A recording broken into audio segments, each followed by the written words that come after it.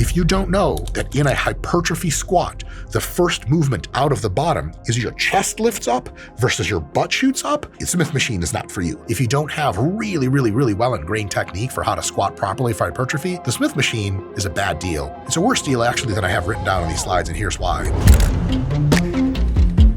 Hey folks, Dr. Mike here for RP Strength. Today we are going to talk about Smith machine squats versus free squats. By the way, free squats just means squats on a power rack with a barbell versus Smith machine squats. Huge debate here on which one is good, what the use cases are, which one is evil, that sort of thing. Typical Disney character bullshit. So first, let's talk about the benefits and costs, upsides and downsides of the barbell squat. No Smith machine, just you, the fucking weight, man, and plates clanging and the wind in your hair and country music playing. I fucked my dog and then I fucked my truck. And I fucked my sister too. Every country song, ever. Get at me in the comments, motherfuckers. In any case, benefits of barbell squats. Barbell squats can stimulate very robust and reliable quad, glute, and even inner thigh, aka adductor growth. Amazing for that. Barbell squats will put some fucking beef onto your spinal erectors and your lower back as well, because it's just a requirement for stability, and there's a lot of weight there to stabilize, so it works for that as well. Squats are really good at, if you get your technique right, minimizing joint pain because your natural bar path will take hold and you won't be squeezing or stuffing your joints into any unnatural movements. There's tons of degrees of freedom, so you can really get the squat, put your feet where you need, put your hips where you need, put your chest where you need to make the movement feel really awesome. As I'll get to in a bit with some machines, the machine is just going to do what it does, and if you don't like it, then you're just going to keep getting your joints hurt. The squat is super free, so it's super adjustable, and it'll get you to a really good place without a ton of joint pain. The squat has essentially zero concentric friction. So here's a problem that happens with machines. When you're pushing up into the Smith machine, you are facing gravity, and also because you're not perfectly pushing into the machine, there's some deviation front and back, you're also generating some friction into the machine. So the total force resisting you is quite high. It's gravity plus friction. And even if the frictional force is small, 5, 10, 15, 20 pounds, if you're squatting 225 pounds, now you're squatting maybe 245 on the ascent. On the descent, you also have the imperfect situation and the same amount of friction generated. Like you squat a little bit more back, the bar kind of pushes back up against the racks, and the racks slow the bar down. But notice the forces are in the opposite direction. Gravity is pulling you down, but the force vector of the eccentric phase when you're lowering with a Smith machine squat, it actually helps you because it reduces the force pushing down on you. It counteracts gravity. So on the ascent of a Smith machine squat, you could require 245 pounds of force when 225 is loaded on the bar. And on the descent, you could require just 205 pounds of force. That means there is a difference between concentric and eccentric force imposition. Now we have lots of literature on this, and it looks like one of two things is true. Concentric and eccentric are equally important for gains, and if you miss one or the other, it's not great. Or a little bit more likely is that by a small margin, eccentric emphasis is even more important. The eccentric might require less neural activity and thus generate less fatigue to do, and on some mechanistic levels might actually cause more muscle growth by a little bit on average. You notice that the Smith machine fucks you completely in the opposite direction on that. It requires a high concentric force and a lower eccentric force, so it may set you up for slightly lower gains. I have another video on machines and friction that explains all that in depth. But because we're talking about barbell squats still, free squats, this just doesn't happen on free squats. 225 pounds on the bar is 225 up, it's 225 down, so you have a really awesome, robust eccentric component. Thus, there's a bit of a margin gain there. And lastly, a really big benefit of free weight squats, which in reality is kind of a small benefit, but a notable one, is that it transfers really well to sport performance and general strength because it has a balance requirement. If you can lift a lot of weight with your own balance, you can get right into sports and hitting people and throwing them, and shit is all fucking gravy. If you learn how to be really strong inside the confines of a machine that takes the balance out of the equation largely, you're probably really good at sports, but it'll take a few weeks longer for you to really integrate and be able to produce force in a natural way that requires balance as well as force production. It's not a big deal. You can get ultra strong and big with machines and be a great athlete right after, but it's just a small advantage you have to consider. So if you're a strength and conditioning coach, yeah, free squats are probably a little bit better than Smith machine squats, and a little bit better look on the field of play can mean numbers and you know, like you get fired if your teams don't win, so something to consider. Now, what are the costs of free weight squats? For some folks, it requires so much balance from them that they spend so much time trying to balance that their force production is limited. That's not a usual thing, but it can happen for some people. And for some people, they can balance really well, but balancing means they're mostly just trying to do squats and they don't have a huge mind-muscle connection. For folks that are really trying to nail their quads and have trouble connecting to them, trouble feeling the tension and feeling which technique feels the tension better, it's just much easier to do on a machine. On a free weight, you have so much to think about that it might not be as good of a mind-muscle connection. These are very, very minor downsides, but they're downsides nonetheless. Now, with Smith machine squats, the costs and benefits are a little bit tilted in the other direction. So benefits of a Smith machine squat: it can absolutely robustly stimulate quad, glute, and adductor hypertrophy with some lower back gains as well. Although because there's not a lot forward to back movement, the lower back gains will probably be better with free squatting by a little bit than with Smith machine. And here's the big upside. It lets you be way more stable and thus potentially focus much more on your quad mind-muscle connection, altering your foot position, altering where your toes point, altering your chest and lower back position, and really squatting into your quads such that you get a ton of quad stimulus every single fucking rep that you do, maybe a little better than squats in some contexts. Now, the Smith machine does come with some costs. Some of them I already echoed on the barbell squats upside. I'll echo here on the Smith machine downside. It does make joint pain and problems more likely because it sets you on a fixed path. If you put your feet a little bit too close to yourself or too close to the back of the machine and you try to squat, you're going to end up on your tippy toes. Your knees are going to feel weird. If you put your feet way up in front of you, your knees are going to feel great, but you're actually going to be dunking your butt back down and getting a lot of butt wink potentially some butt wink that doesn't feel that great. Most butt wink is totally fine, but if it's extreme and it comes concomitantly with an escalating degree of pain rep after rep, it's probably bad to do. And the Smith machine absolutely makes this more possible because you actually can't squat that far forward in a free squat, you would fall, and you can't squat that far back in a free squat, you would also fall. The free squat naturally aligns you to squat in a way that's really good for all your joints. The Smith machine, it all depends on where you put your feet. And if you put your feet a little bit forward, a little bit back, you could be paying the price for that shit. So it really does require a more meticulous person to get right. If you just want to get reps in a Smith machine, if you want to just get reps in a squat, you can fuck up the technique, but the balance requirement means you can't fuck it up so much as you just won't get up.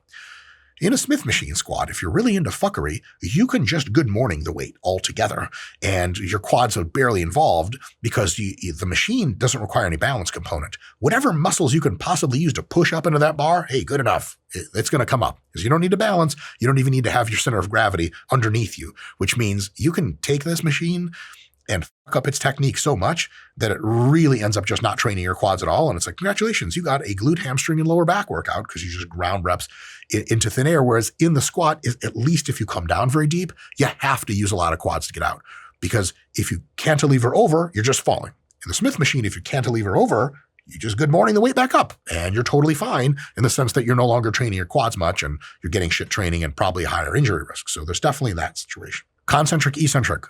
I already explained it, so I won't do it again, but there's that offset. You're getting much more concentric load than eccentric load, and that's probably backwards to how optimizing hypertrophy works, and sure as shit isn't 50-50, which is a safe bet of how hypertrophy works. I'm aware of no literature that shows that emphasizing the concentric more than eccentric provides a benefit. I'm aware of a little bit of literature that provides a downside of not as much hypertrophy. So yeah, it's not ideal. So one of the reasons why machines are sometimes, in some contexts, a little bit inferior to free weights because that frictional component almost always fucks you in the wrong direction. The Smith machine squat, not controversially, doesn't allow you to do as well in transfer of training to sport or as quickly or overall physical ability because of the fact that it doesn't concomitantly allow you to learn how to express high forces with a high degree of balance, which you have to do in sports. Smith machine, you're good at high forces, but then sport's going to have to teach you balance, and it might be a little bit of a rocky road for a few weeks as you transition. And really painfully annoying real world thing, especially if you're traveling and you don't have a home gym where you can just mark the line where you put your feet with chalk, like I have at my gym. Yay, thanks Butlers. I had to sell one Lamborghini to get that gym. It was painful. Scott, which Lambo did we sell? 1989 white on white Countach. I would never sell that. I stole one of the 2015 Diablos. Who gives a shit? They're a dime a dozen anyway. I have like 10. So I got the home gym and I'm able to take my fucking chalk and put it right in the line where I've already calculated is best for me to put my feet. Because remember, in a barbell squat, it doesn't matter where you put your feet front to back. The bar is going that way anyway. It's all center of gravity.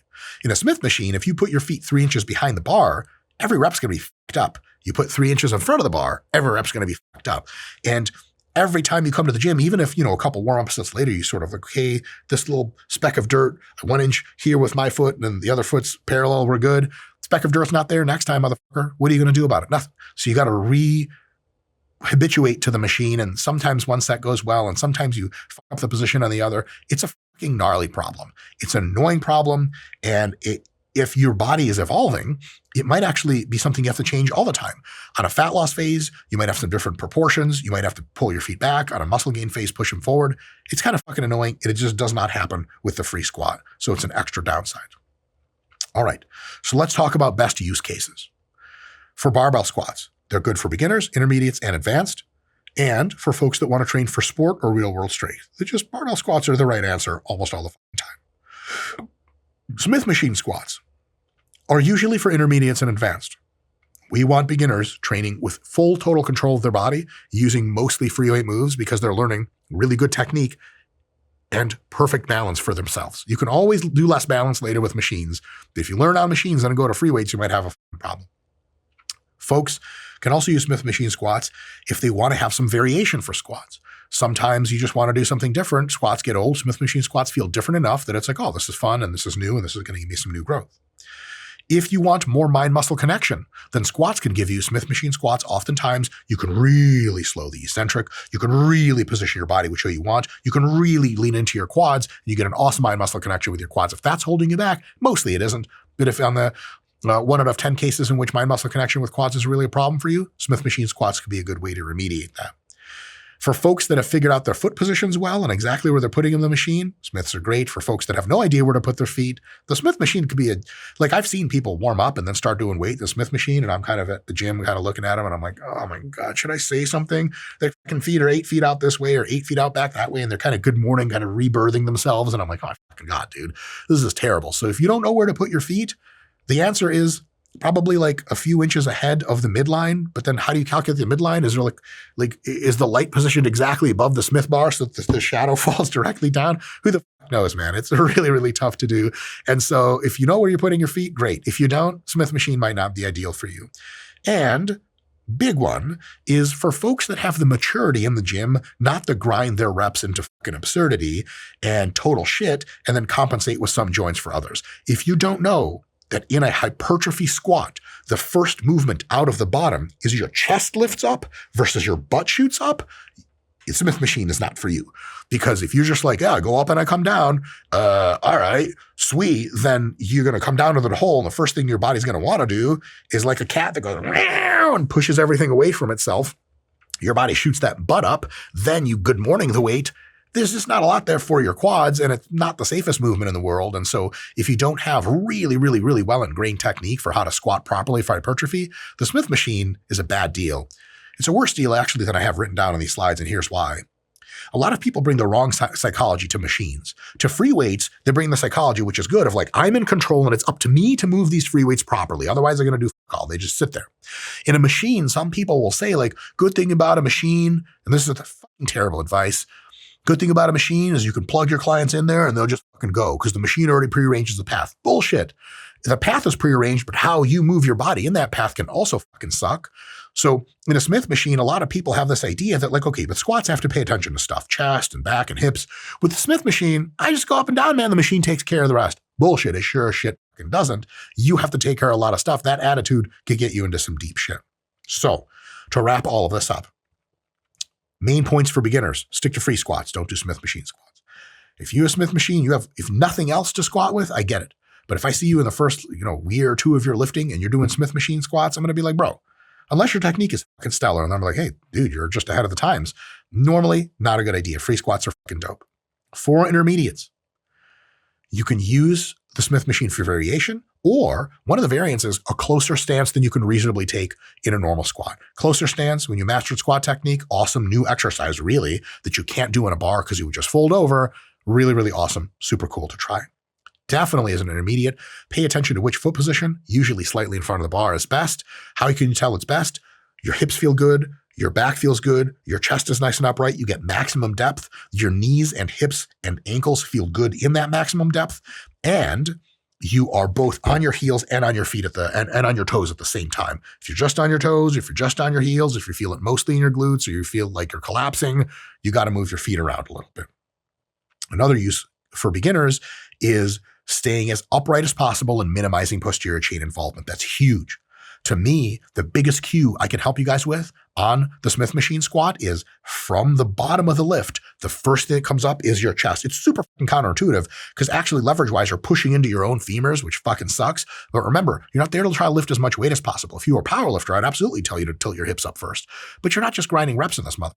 You got to try to grind reps in such a way that it hits your quads the most and everything else not as much. And that means coming straight up out of the hole with chest up. It's bullshit. You won't be able to use as much weight. But after a couple sets of 8, you're going to be like, holy shit, my quads are fucked in a way I didn't know was possible with this low of a weight.